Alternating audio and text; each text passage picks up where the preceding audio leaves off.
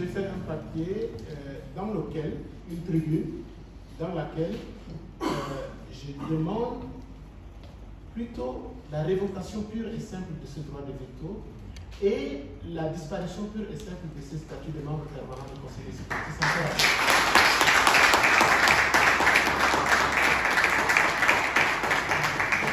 Et ce n'est pas une position conjoncturelle, j'ai publié au moins 4-5 tribunes où je démontre pourquoi nous n'avons aucun intérêt à ce qu'il y ait le statut de membre permanent du Conseil de sécurité, ce qui est contraire au principe même de la Charte.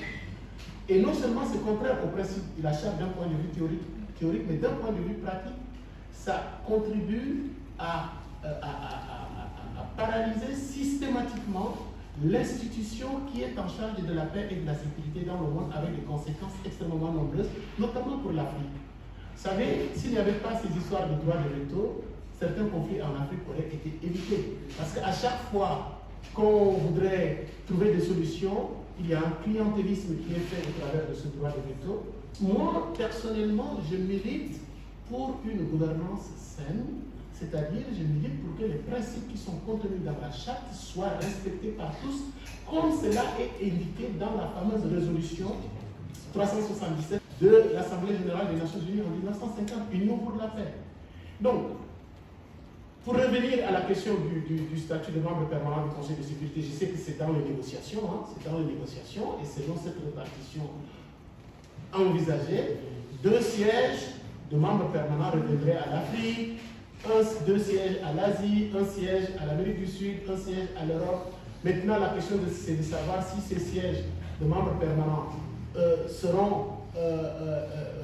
emporteront aussi droit de veto ou pas, etc. Donc, moi, ma position est simple.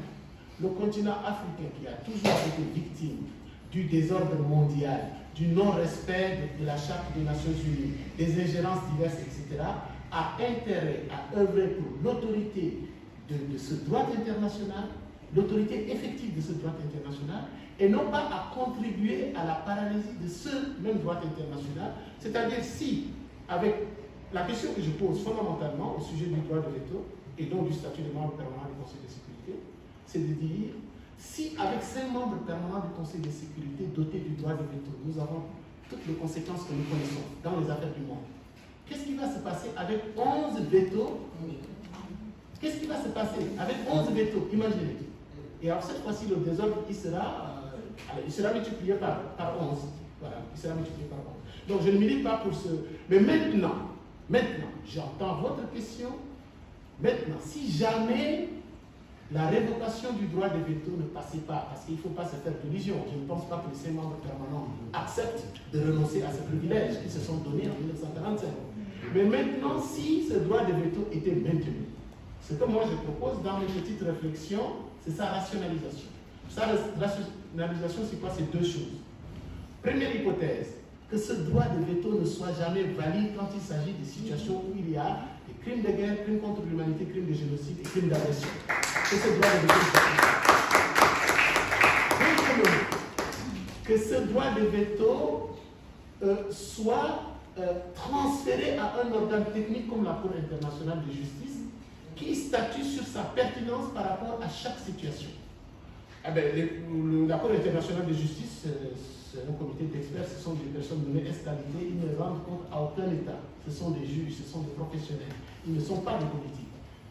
Nous aurons plus, en tout cas, on peut leur faire confiance davantage qu'aux membres permanents du Conseil de sécurité qui représentent les États et dont les intérêts orientent toujours leur choix. Alors qu'une instance comme celle-là va statuer en permanence sur la validité et la conformité du droit de veto par rapport aux objectifs de la Charte. Voilà. Donc ça, c'est ma petite position.